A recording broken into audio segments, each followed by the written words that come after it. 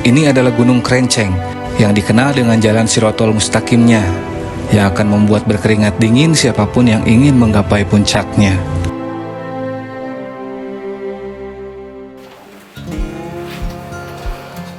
November 30 November 2025 adalah hari di mana kami memutuskan untuk memilih Gunung Krenceng untuk tempat kami mendaki dan berkemah. Cuaca yang cerah membuat kami semangat untuk berangkat.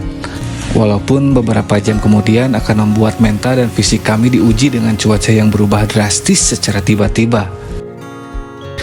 Gunung Krenceng merupakan gunung tertinggi di kota Sumedang. Ini baru kami ketahui juga akhir-akhir ini, karena ternyata ketinggiannya mencapai 1754 mdpl dan lebih tinggi dari Gunung Tampomas yang memiliki ketinggian 1684 mdpl.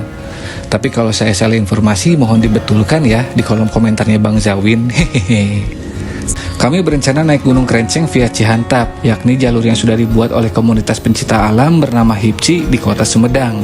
Untuk menuju base camp, kita cukup pergi ke arah Kampung Toga. Di sana akan menemukan persimpangan. Ke arah kanan adalah ke Kampung Toga, nah yang ke kirilah yang menuju Gunung Krenceng. Kita akan melalui jalan desa-desa dan persawahan. Dan nantinya akan menemukan jalan yang berukuran hanya untuk satu mobil saja. Jadi hati-hati kawan kalau mau bawa mobil ke sini, karena jalannya kecil sekali. Untuk camping di Gunung Krenceng, registrasi SIMAKSI sebesar Rp10.000 per orang dan Rp10.000 per motor. Jadi total yang kami bayar untuk 3 orang dan 2 motor adalah Rp50.000. Kamu tanya kalau untuk camp area yang paling safety di Gunung Krencengnya di sebelah mana ya? Kalau camp area ada di sebelah bawah pos 4, di bawahnya ada camp area khusus buat ngecamp. Kalau di pos 4 itu rawan anginnya soalnya gede. Oh, anginnya gede banget ya. Vegetasinya kosong berarti ya? Vegetasinya kosong, kalau di bawah vegetasinya rapat ya. Oh siap, makasih banyak Ya. Tak berselang lama saat Tony diberikan penjelasan soal titik lokasi kemah, tiba-tiba kejadian tak terduga datang. Sebuah mobil terperosok ke dalam selokan, entah karena supirnya atau karena hal lain, entahlah. Yang pasti warga dan pihak basecamp langsung berlari dan membantu mobil yang terperosok itu. Lalu mobil pun digas sambil didorong oleh warga. Dan akhirnya mobil pun selamat, bisa kembali naik. Terima kasih orang-orang baik.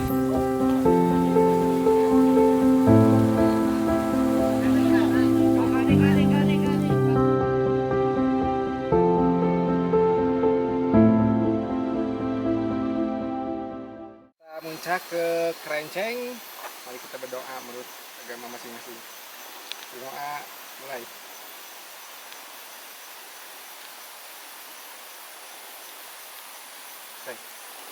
Menantang diri Gunung Krenceng. Kami memulai perjalanan pada pukul 3 sore kurang lebih. Dan kami tidak menyangka bahwa jalur yang kami lalui sangatlah tidak mudah. Seperti banyak pendaki bilang, setiap gunung memiliki tantangan dan keindahan masing-masing. Jangan pernah meremehkan pendakian di gunung manapun. Walaupun Gunung Krenceng ini tidak terlalu tinggi, tapi jangan harap ini menjadi perjalanan yang mudah. Jalur cukup landai sebelum kami mencapai pintu rimba, disuguhi pemandangan sawah dan air jernih yang mengalir. Setelah pintu rimba, perjalanan sesungguhnya pun dimulai. Dan kami tak menyangka bahwa hari ini akan sangat berat untuk kami lalui. Sekarang pukul 15.38, tadi kita di base camp start jam 15.20 ada ya? Sekarang kita udah nyampe di pintu gerbang Pintu rimba. Yang kemarin kita kan ke Curug Sabuk, ambil jalur yang sebelah kiri. Nah, kali ini kita berkesempatan buat puncak ke Gunung Krenceng. Krenceng guys. Krenceng guys. Gas. Gas! Semangat!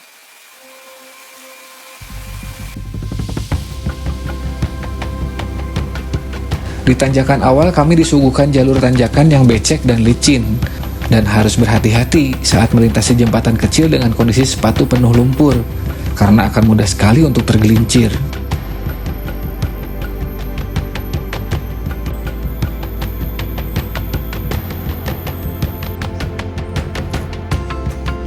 Dan tanjakan pertama yang kami temui adalah Tanjakan Gamon. Syukurlah disediakan webbing di tanjakan ini, jadi cukup membantu.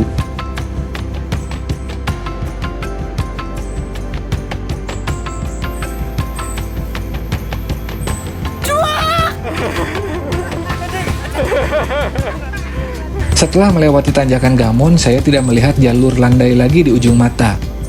Hanya tanjakan yang membuat kaki pedas, cukup pedas. Peringatan buat kalian. Nih, baca tanjakan Gamon.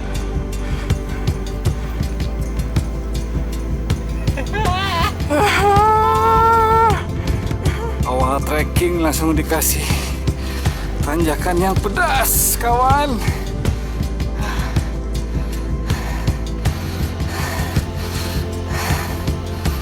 Lumayan pedas, apalagi bawa carrier 60 liter masing-masing.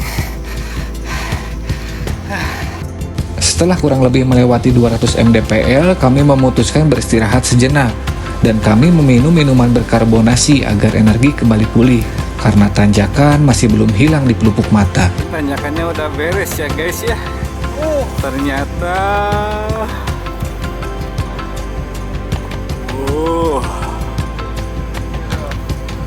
Karena ragu-ragu, balik sekarang juga.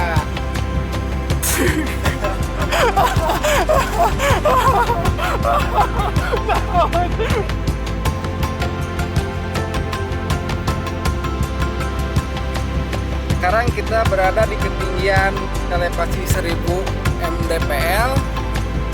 Masih ada sisa 200 mdpl lagi, kawan-kawan. semangat. Semangat dong. Let's go. Let's go, baby.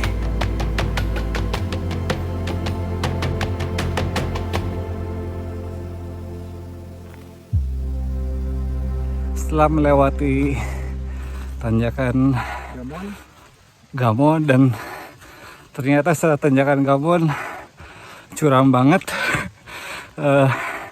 tanjakannya, kita sekarang memasuki wilayah hutan apa ini, hutan pinus sama hutan jati lah, tapi di sini agak mending, agak-agak landai si treknya.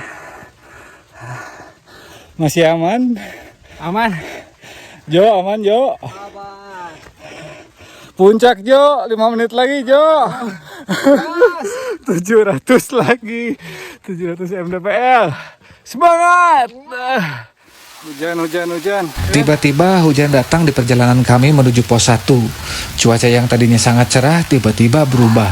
Saya menyesal karena jas hujan yang saya bawa ternyata kekecilan. Hanya bisa menutupi kepala saja, sedangkan badan pasti akan basah kuyup. Ada-ada saja. Karena kameranya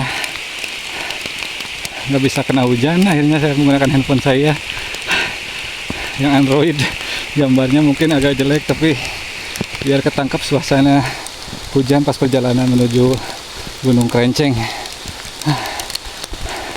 Seperti inilah pada saat mendaki hujan, syahdu tapi menyulitkan langkah karena berat.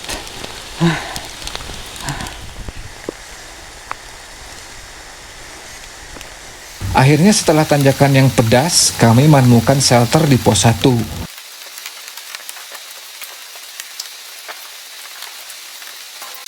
16.46 kita baru sampai di pos 1. Di sini kalau teman-teman kawan-kawan mau ambil air di sini terakhir air ya A. Di sini air terakhir pos 1 ya. Jadi harus bawa air dari bawah sini pos 1. Di atas Udah nggak ada air. Ya, sumber air udah nggak ada. Cuma di pos 1 ini terakhir. Lalu ada ranger dari Hipci yang terakhir turun dari puncak Gunung Krenceng. Beliau mengatakan bahwa kami adalah rombongan camper yang kedua yang melakukan camping di Gunung Krenceng. Karena kebanyakan yang kesini para pendaki yang melakukan tektok, jarang sekali yang camping. Dan tidak lupa ranger pun mengingatkan pantangan yang tidak boleh dilakukan di kawasan Gunung Krenceng ini, yakni jangan mengucapkan nama-nama hewan di sini. Mungkin itu kepercayaan warga di sini, dan kita harus menghormatinya. Akhirnya para ranger pun kembali ke base camp dan mendoakan kami agar selamat sampai tujuan. Kami pun melanjutkan perjalanan beberapa menit kemudian.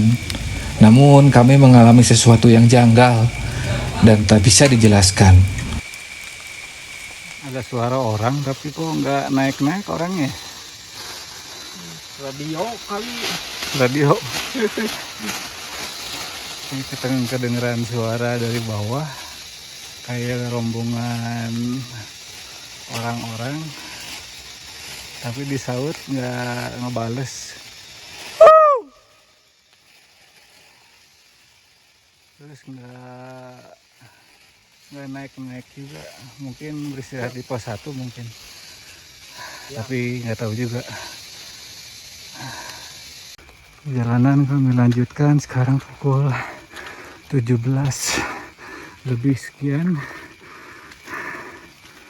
Cuaca cukup syahdu dengan kabut di hutan pinus ini, hutan jati kayaknya. Perjalanan mungkin untuk mencapai Camp Arya sekitar 2 jam lagi. Semoga kami bisa sampai dengan selamat. Dan HDM udah harus dinyalakan. Jalan mulai gelap.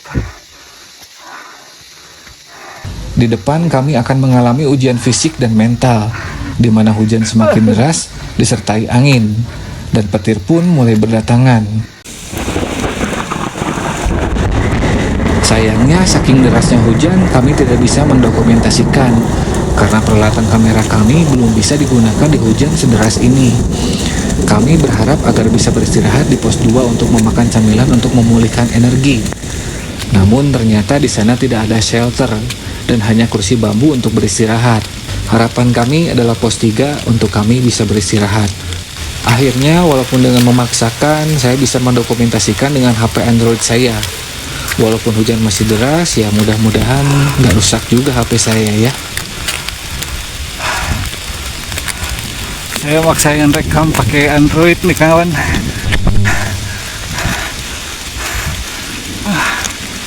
Ini tanjakan Antel Gado gitu. Tony sudah mulai kelelahan.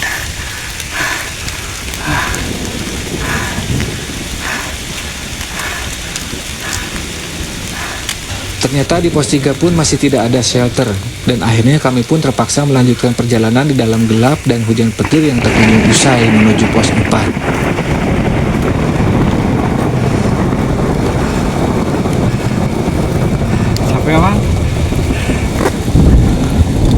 Oh iya, untuk informasi, perjalanan dari pos 3 ke pos 4 ini adalah wilayah yang berisi pacet atau lintah yang menghisap darah. Saat hujan seperti ini, kemungkinan besar pacet akan menempel di badan kami, entah di bagian mana. Semoga saja tidak masuk ke hidung, telinga, dan mata, karena pasti akan sulit sekali untuk dicabut. Saya tidak memotong video di perjalanan malam ini agar kawan kelana bisa merasakan suasana hujan petir yang kami lalui selama perjalanan. Kami sendiri sangat merasa tegang saat di perjalanan ini, karena petir seolah berada tepat di samping kami saat menyambar. Suaranya dekat sekali. Di perjalanan ini, kaki Tony mulai merasakan kram, yang ditakutkan cedera kakinya akan kambuh malam ini. Akhirnya, untuk mengantisipasi hal tersebut, perjalanan harus melambat agar kaki Tony bisa aman. Diposakeun power Sok.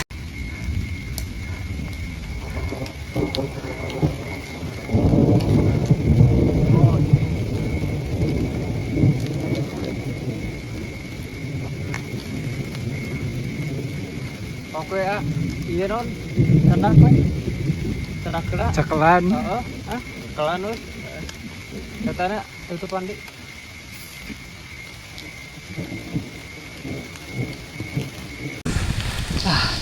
Tony mulai kerasa kakinya. Ini tanjakan Antel Gado. Cuman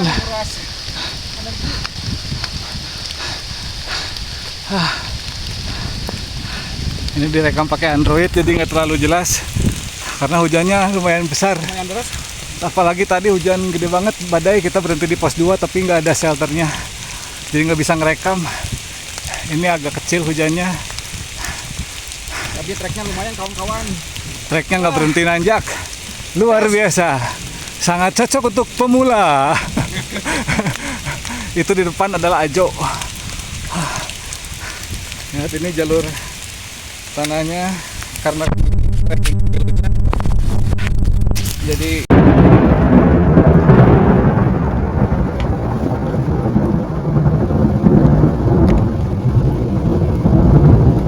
Kami melewati jalur bernama Tanjakan Antelgado yang berarti dagu menempel di tanah. Saking terjalnya apabila kita tidak menggunakan webbing, dagu pun pasti akan menempel di tanah ini.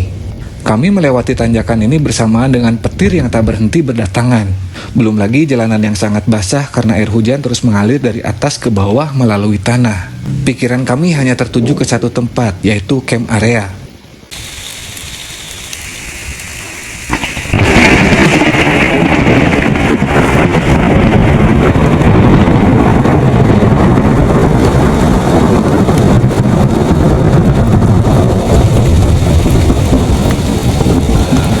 Saja masih cukup jauh karena pos 4 pun kami belum bisa menemukannya. Kami hanya bisa berharap segera sampai dan meminum segelas kopi hangat di sana. Sungguh menggiurkan sekali membayangkan segelas kopi hangat di keadaan seperti ini. Namun ternyata pikiran itulah yang menyebabkan malapetaka. Karena perut yang kosong dan tidak memaksakan makan di 2 pos terakhir karena alasan tidak ada shelter, kami lupa bahwa tubuh sudah tidak bisa menghangatkan badannya kembali. Dan hal yang kami tidak bayangkan pun terjadi, yaitu hipotermia. Dan yang pertama kali mengalaminya adalah Tony. Kami pun panik.